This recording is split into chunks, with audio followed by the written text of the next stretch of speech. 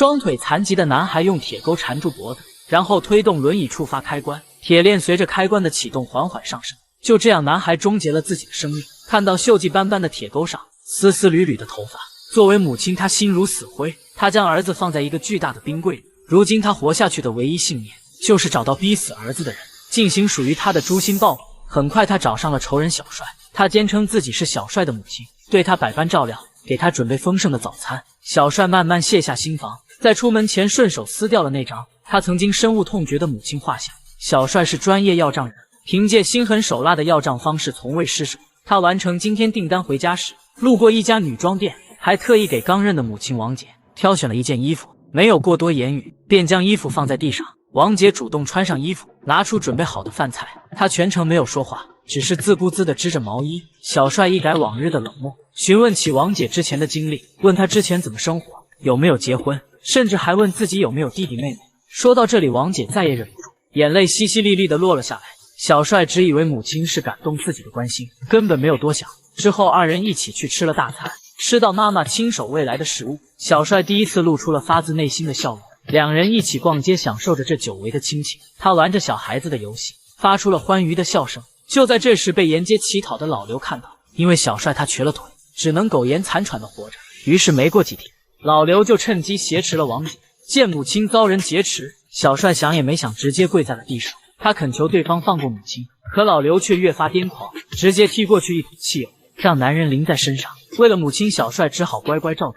眼看自己的诛心计划就要被毁，王姐不顾自身安危，一口就咬住老刘的手腕。趁着对方吃痛的时机，小帅急忙摸到旁边匕首，直接命中老刘的胸膛，救下了女人。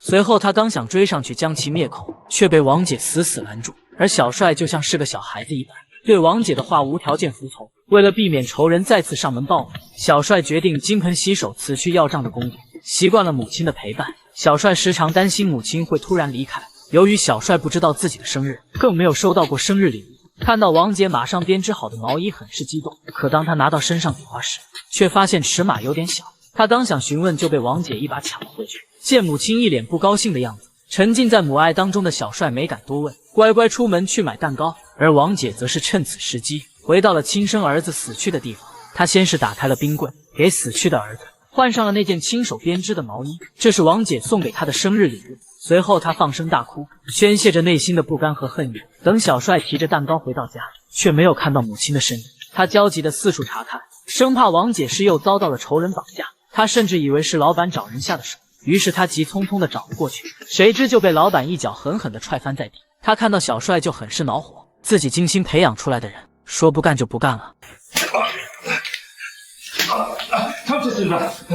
可最终他还是告诉小帅，他根本没见过他所谓的母亲。就当他赶回家排查欠债人的时候，这时门口传来了动静，看到王姐平安无事，小帅这才算松了一口气。面对小帅的滔天怒火，王姐只用了一个拥抱就轻松安抚住了小帅。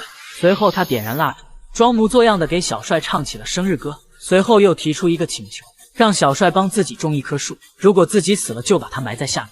小帅精心照顾着小树，每天都会定时去浇水。意识到复仇的时机已经成熟，他便趁着小帅去浇水的时候，给小帅打去电话，一边疯狂地喊着救命，一边使劲打砸着家里的东西，制造出有人闯入的假象。最后在一声漫长的尖叫声中结束了自己的表演。小帅听到这些，瞬间陷入恐慌，意识到母亲遭到了绑架，他心急如焚地赶回家。屋内的狼藉更是印证了自己的猜想，之前为了收债他不择手段，祸害了不少人，如今一定是对方寻仇。随后他便找出那本要账笔记，一家一家的找了过去。对方见到他仿佛看见了死尸，直接被吓尿了裤子。等他找到下一家，就只看到了对方的母亲。当时老刘受伤后没钱医治，最终死在了家里。男人沿着他作恶的轨迹一路寻找回去，每到一处，内心就会经受一次谴责。他找到被绞断胳膊的男人，死死掐住对方脖子，让他交出母亲。男人妻子恨透了小帅，摔了酒瓶就要与他拼命。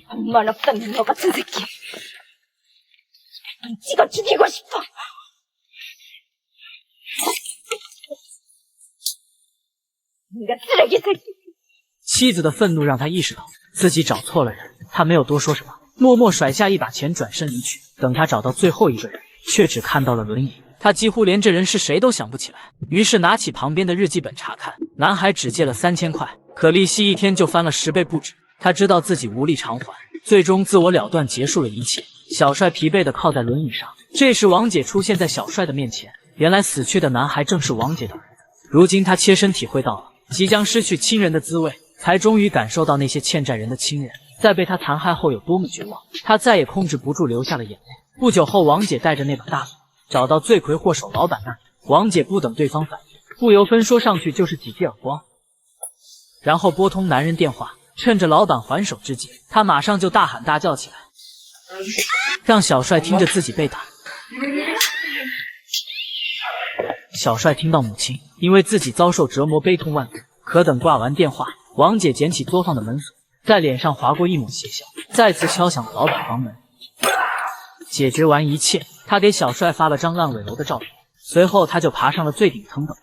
见男人慌张的赶来，王姐对小帅动了恻隐之心，但这并不能抵消丧子之痛。随即她便开始了自己的表演，她对着空气求饶，假装楼上有人在威胁自己。小帅见状，马上就跪下磕头，求对方放过母亲。他情深意切，趴在地上不住磕头。王姐高高在上看着眼前一切，眼神中满是冷漠。她要用自己的生命惩罚小帅罪恶的灵魂。她帮小帅找回良心，然后再杀人诛心。随着他一跃而下，小帅彻底崩溃，他歇斯底里的大声咆哮，声嘶力竭地呼唤着这稍纵即逝的亲情，愤怒中夹杂着不甘。小帅按照王姐的要求，将他埋在了这棵小树下面。可当他挖开土壤，却看到了那件毛衣，母亲新织的毛衣正穿在另一个人身上。这时他瞬间明白了一切，但他却不愿接受这个事实。他将毛衣套在了自己身上，紧紧搂着母亲的胳膊，依偎在妈妈怀里。在给那棵松树浇了最后一次水后，他拿着铁链找到那对夫妻。因为妻子当时说过想把他绑在车上拖行，可当他看到夫妻2人和睦的样子，